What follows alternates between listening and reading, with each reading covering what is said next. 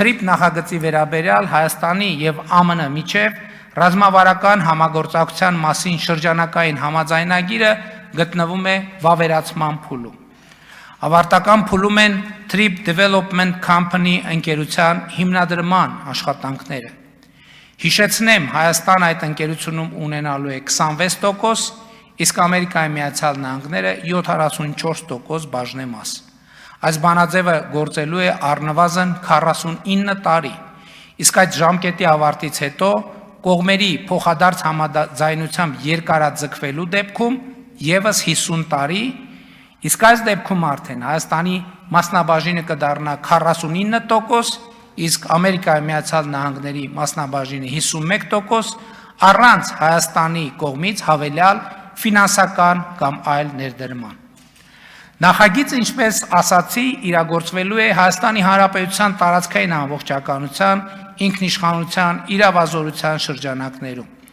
Եվ հատուկ ուզում եմ ընդգծել, որ թրիփը օտարերկրյա որևէ ռազմական եւ կամ զինված ներկայություն չի ենթադրում։ Ընդգծեմ նաեւ, որ թրիփից առաջ նախկինում մենք երբեք մեր առջև 100 տարվա եւ նախագիծ կամ հեռանկար չենք ունեցել, սա շատ կարևոր հանգամանք է։ Երբեք մենք չենք ունեցել ծրագիր, նախագիծ,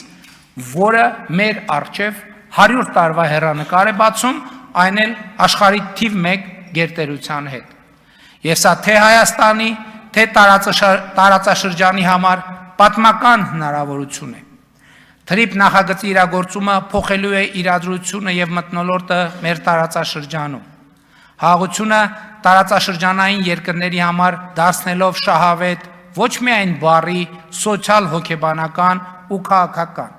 այլև ֆինանսական ու տնտեսական իմաստով։